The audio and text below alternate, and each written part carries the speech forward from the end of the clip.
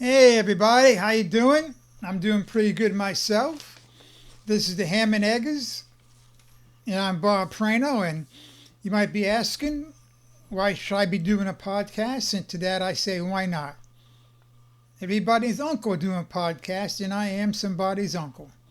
Why then the Ham and Eggers? That terminology first came to mind when during the glory days of the WWF when they had Bobby the Brain Heenan. Bobby the Brain was a funny guy. He was a raconteur. He was witty, intelligent, and he was a fun person to listen to. And he called them ham and eggers, just the ordinary person who watches the matches and has a good time bad mouthing all the wrestlers. Ham and eggers. Ham and eggers, interesting story behind that. It first came into existence in the United States in the early 20th century in the mining towns in western Pennsylvania, West Virginia, when they would have sanctioned fights. And the winner would get cash, and the loser would get a ham and egg breakfast or ham and egg dinner or whatever you wanted. But it was ham and eggs. So voila, you got ham and eggs. What does the dictionaries and the internet say about ham and egger? Okay, here we go. It's a noun. It's an ordinary or regular person, also a rather incompetent person. I don't know if I like that. Let me cross that out there. Okay. Okay, it's an ordinary or regular person. A ham and egger, from another source, is a common person who might be seen eating ham and eggs. Now, that narrows it down to about 2 billion people in this world, not possessing many spectacular qualities. Now that's interesting key word there is many. If it had said any spectacular qualities, then that's different. But you can have one and still be a ham and egger. You can have two and still be a ham and egger, and so on and so on. And the third definition I have here is calling someone a ham and egger paints them as completely average and nondescript. Now, I'm not going to go and look up the word nondescript, but I don't think it's all that complimentary. But we'll just leave that as it is. What are we going to do on this episode? I was going to say show, but it's not a show. There are no comedians. There are no singers. There are no jugglers. There are no ventriloquists. None of that stuff here. It's just me. What I'm going to be doing is talking about things that interest me. And a lot of things interest me. A lot of them you don't want to know, but you will get to know them later on. I can't help that. And I enjoy talking about college football, and that's what we're going to be doing today just to get it going. Had a big college weekend. And as opposed to many podcasts you see out there, I'm not going to make it for half an hour or 40 minutes. I'm going to make it short and sweet. So what we're going to do now is my top 12, the 12 teams that will make it into the playoffs as of today, which is September 2nd. I've seen a lot of these lists.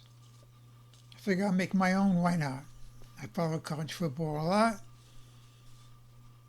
I don't have a job at ESPN or Yahoo.com or whatever you want. I'm just a ham and egger, folks. That's all. I mean, the top teams that will make it.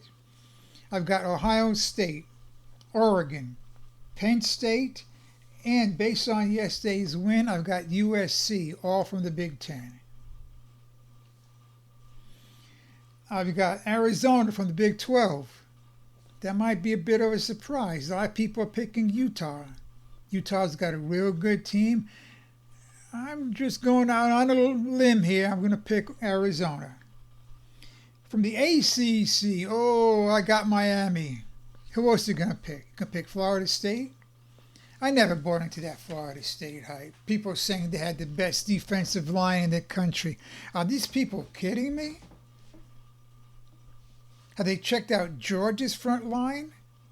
Have they checked out Ohio State's, Michigan's, Alabama's? So I got Miami going. And from the independents, I got Notre Dame. We'll talk a little bit more about Notre Dame. From the Southeast Conference, so that's going to be a tough conference. Tough. I got Alabama. I got Georgia. I got Texas. I got Ole Miss. Ole Miss, yeah, Ole Miss has got a nice schedule. They got a favorable schedule here. And just give me 1 second, okay? I want to do something here. If I can. No, it's not going to work out this time, but that's okay. Again, we're going through the first episode kinks and quirks and all that. All right, so Ohio State, Ryan Day spent a lot of money. They have a $20 million roster. I don't see anybody beating them. I've got Oregon, same thing with Oregon. And I've got Penn State. Penn State has a very good schedule. If they don't make it this year, I think Penn State has to seriously consider going in a different direction. Or maybe they'll just be happy losing 3 games a year and being in some nondescript bowl game. The biggest game I see for Penn State will be against Ohio State. And they do face USC at USC. And then we have I mentioned Notre Dame before. Have you seen their schedule? If they should go into the USC game, which is the last game of the year, undefeated. I think they play Illinois, Northern Illinois. They play Miami of Ohio. They play Army. They play Navy. They have only 2 away games this year. Some of the games that should have been away games are being at neutral fields. Louisville might give them some trouble. Who knows? Now, that's going to be in their favor, of course, when you have a cupcake schedule like they do. Although they did play well against Texas A&M. If further down the road they do lose 1 game, are you going to put a 1-loss Notre Dame with that schedule over perhaps a 2-loss team in the Southeast or a 2-loss team in the Big Ten? But we'll see what happens a little bit later. Some big games yesterday. Saw a few of those games. First game we're going to talk about will be Georgia against the Clemson Tigers. Clemson played them tough the first half.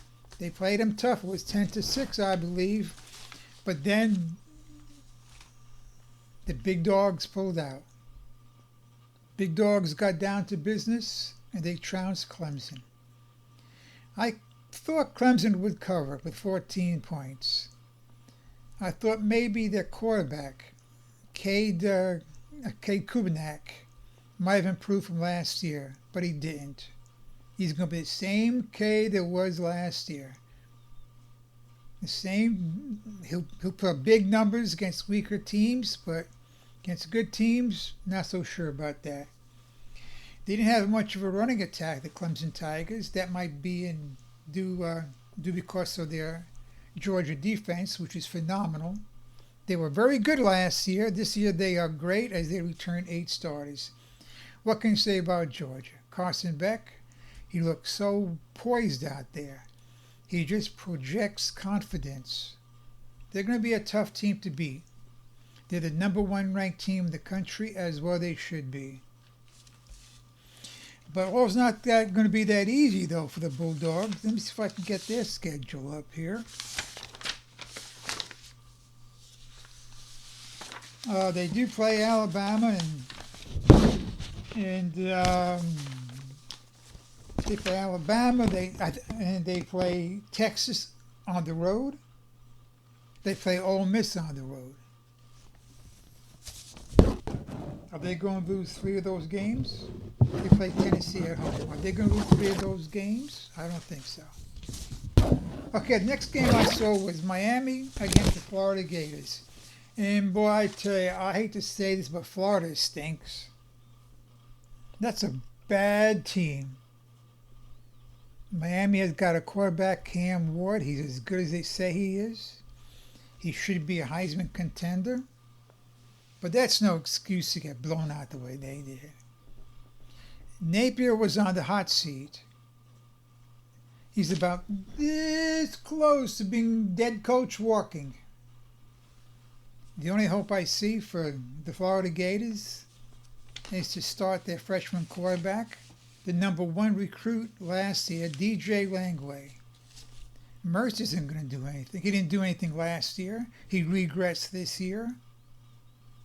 Do you want to go out, if Napier does get fired before the end of the year, do you want to get fired having Graham Mertz as your quarterback, or do you want to go out doing the best you can with a hotshot freshman? It's possible that Florida Gators might lose 9 games. They play Samford, that should be a win. They play UCF, that should be a win. And with UCF, emphasize should.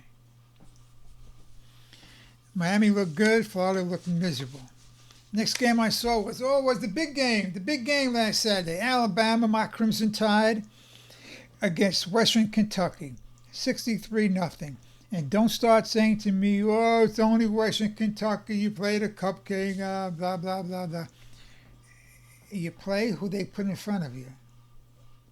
Nobody's bad-mouthing Ole Miss for beating Furman. Nobody's bad-mouthing Auburn for beating Alabama A&M, and so on, right? Can't think of the team. Well, it doesn't matter. What I liked about Alabama this year, their defense looks tough. It looks like they have an edge. It looks like they're playing mean. I haven't seen that defense look that way for years. I mean for years. This could have been only the first game, I understand that. I'm not going to say it too many times, only the first game. But they looked mean. They looked as good as some of the other Alabama defenses in the past. They played everybody on defense. I think every rostered play, every scholarship player got into the game, and some freshmen too, and some transfers as well. On offense, Milroe only threw the ball 9 times. What he did, though, hit Ryan Williams. Ryan Williams was Alabama Player of the Year as a sophomore, and he was Alabama Player of the Year as a junior. And for senior year, his senior year, which should be senior year in high school, he just caught 2 touchdown passes against Western Kentucky. One for 85 yards, the other for 63 yards. And in Coach DeBoer's press conference this day, he mentioned that Williams was not the first look. Milroe, who last year had trouble leading his progressions, leading his steps and reading the defenses. And that's so the case this time. He looked downfield, didn't see anybody. Checked his number 2 option, didn't see anybody. Hit his number 3 option, touchdown. A great deal of kudos go to Milroe for that, and the offensive line that played well.